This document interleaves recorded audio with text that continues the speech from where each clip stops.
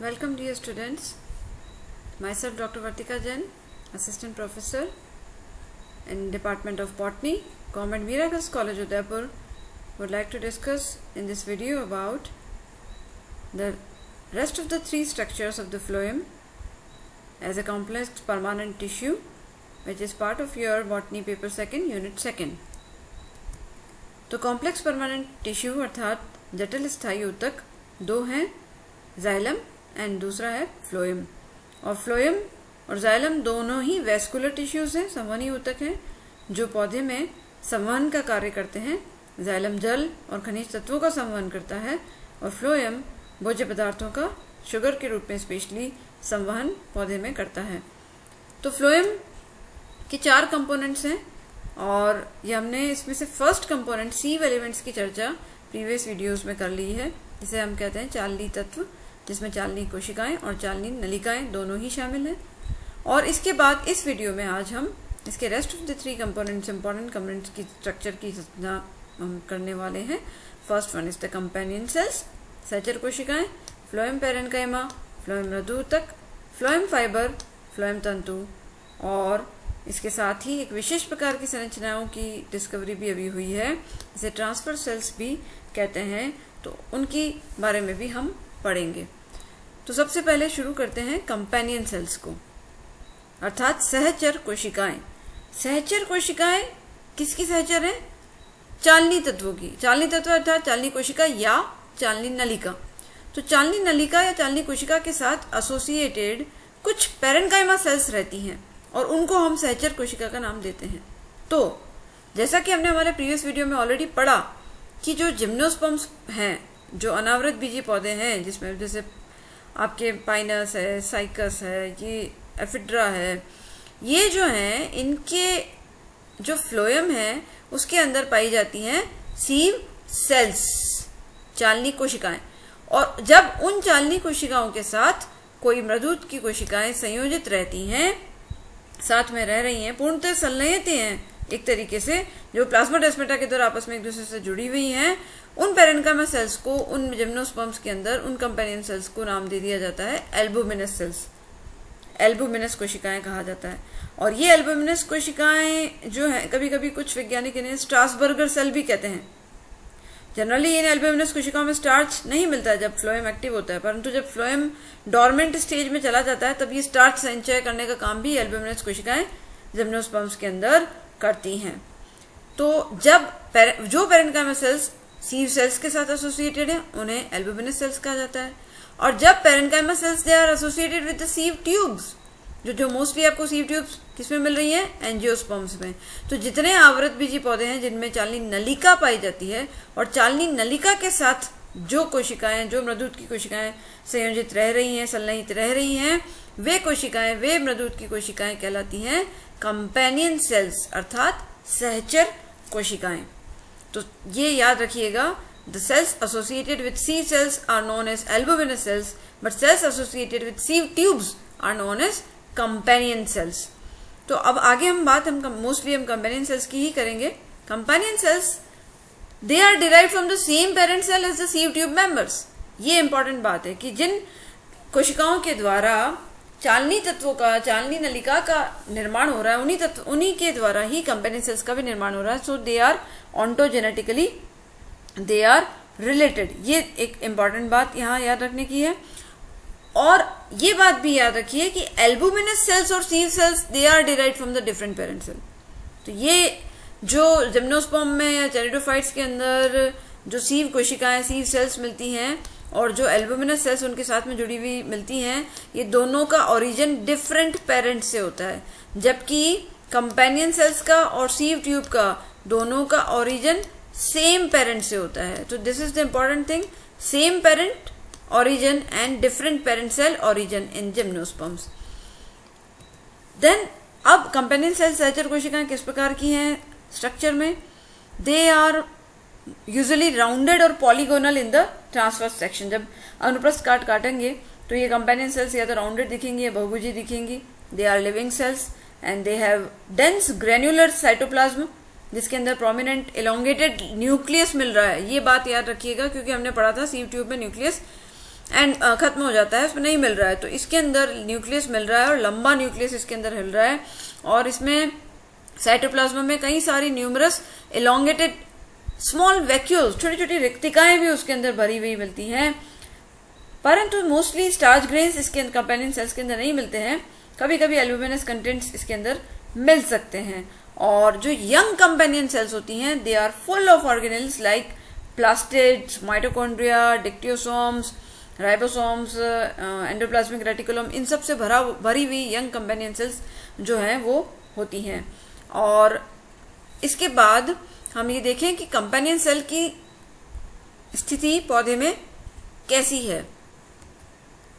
तो यहां आप इस डायग्राम में देख रहे हैं कि this is the sieve tube, sieve tube जिसमें न्यूक्लियस नहीं है, और सीव ट्यूब के साथ एसोसिएटेड से साथ जुड़ी हुई उसकी वॉल से सनलाइट एकदम दिख रही है, ये है, these are companion cells. And companion cells जो होती हैं, these companion cells they have nucleus, जो कि हमने यहां देखा। Normally one companion cell is associated with a sieve tube cell in primary phloem of herbaceous plants. Generally आप देखेंगे कि जो प्राइमरी फ्लोएम, प्राथमिक फ्लोएम होता है हर्बेशियस पौधों का, उसके साथ एक कंपेनियन सेल सीव ट्यूब, एक सीव ट्यूब के साथ एसोसिएटेड रहती है। परंतु कई बार हम ये भी देखते हैं, जैसे कुछ प्लांट्स हैं, कैरेट यानी गाजर, तो गाजर के अंदर आप देखेंगे कि उसके फ्लोएम में सीव ट्यूब के साथ एक से अधिक कंपेनियन सेल्स भी एसोसिएटेड हो सकती हैं। और कभी कभी कुछ वुडी प्लांट्स के सेकेंडरी फ्लोएम के अंदर कई सारी छोटी छोटी कंपेनियन सेल्स सीव ट्यूब्स के साथ एसोसिएटेड दिख सकती हैं। And what is the function of these companion cells? तो ये सहचर कोशिकाएं, they function to load and unload the sugars into the cavity of sieve cells और सीव ट्यूब्स थ्रू प्लाज्मोडेस्माटा। ये कार्य करती हैं। शुगर्स के लोडिंग और अनलोडिंग का कार्य जो है वो इनकी कैविटी के अंदर, सीव ट्यूब्स की कैविटी या सीव सेल की कैविटी में प्लाज्मोडेस्माटा के थ्रू करने का काम कंपेनियन सेल्स करती हैं। And they maintain a pressure gradient in the sieve tubes, और they also form a link between the sieve tube cells and the other cells and control the passage of the materials. तो companion cells सहचर कोशिकाएं, जिसमें albuminous sales जो कि gymnosperm सेरोफाइट्स के साथ, सीव sales के साथ एसोसिएटेड मिलती हैं, और सेकेंड इज कंपेनियन सेल्स जो रियल में सीव ट्यूब्स जो एंजियोस्पर्म प्लांट्स के अंदर मिलती हैं उसके साथ एसोसिएटेड मिलती हैं, और उनका मुख्य कार्य यही है कि loading and unloading of sugars into the cavity of these sieve elements. Now the second component of the phloem is phloem parenchyma या फ्लोएम मृदुऊतक। फ्लोएम मृदुऊतक की कोशिकाएं जो हैं लंबी, नोकदार, एलोंगेटेड, पॉइंटेड, सिलेंड्रिकल, पॉलीहेड्रल, बहुफलकी होती हैं, और टिपिकल पैरेन्काइमा के जो कैरेक्टर्स होते हैं उसी पैरेन्काइमा सेल्स के कैरेक्टर इसके अंदर भी होते हैं। They are derived from the phloem and they are found associated with the sieve tube cells. और ये लिविंग रहती हैं, लिविंग कोशिकाएं होती हैं जब तक कि पेरिडर्म का डेवलपमेंट नहीं हो जाता, जिसे परिचर्म कहते हो। तो जब परिचर्म या पेरिडर्म का निर्माण होता है तो तब क्या होता है कि इनका जो संबंध है वो अंदर की जो लिविंग सेल्स है उनसे खत्म हो जाता है, और इस वजह से ये डेड हो जाती है। बाकी ये लिविंग सेल्स के रूप में ही रहती हैं। और प्राइमरी फ्लोएम जो है, जो एक्टिव प्राइमरी फ्लोएम है, उसके अंदर, उसके पैरेन्काइमा सेल्स के अंदर तो आपको प्राथमिक भित्ति भी प्राइमरी सेल वॉल दिखेगी, परंतु बाद में वो स्क्लेरिफाइड हो भी जाती है। और ये पैरेन्काइमा सेल्स प्राइमरी फ्लोएम में लॉन्गिट्यूडिनली ओरिएंटेड होती हैं, परंतु जो सेकेंडरी फ्लोएम है उनका ओरिएंटेशन वर्टिकली या हॉरिजॉन्टल ओरिएंटेशन होता है। और जो वर्टिकल ओरिएंटेशन है वो सीव एलिमेंट के साथ वापस लॉन्गिट्यूडनल ओरिएंटेशन के अंदर इस तरीके से विन्यासित होता है, और फ्लोएम रेस भी बनाता है। तो ये जो फ्लोएम पैरेन्काइमा है उसका फंक्शन क्या है? Storage of starch, fat, tannin, resin, mucilage, ये सभी इनका अकोमुलेशन करना, ये सब फूड पदार्थ का ये करना, और जितने भी जो घुलनशील सॉल्युबल फूड मटेरियल्स हैं उन सब का लेटरल पार्श्व स्थानांतरण करना, लेटरल ट्रांसपोर्ट करने का काम भी ये फ्लोएम पैरेन्काइमा करता है। Now we come to the third component, important component of phloem is phloem fibre. Phloem fibre या फ्लोएम तंतु, ये फ्लोएम तंतु प्राइमरी फ्लोएम में भी मिलते हैं, सेकेंडरी फ्लोएम में भी मिलते हैं। और प्राइमरी फ्लोएम में specially they occur in the outer most part, because as they are derived from the crushed protophlloem elements which function for a short time only. जबकि secondary phloem में they arise from the fusiform cambial initial cells as component of the vertical system. तो ये कोशिकाएं elongated cells के रूप में मिलते हैं.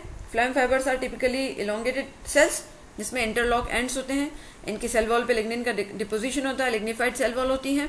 इसमें पिट्स भी मिलते हैं. पिट्स सिंपल पिट्स होते हैं, स्मॉल राउंडेड या लीनियर रूप में मिलते हैं.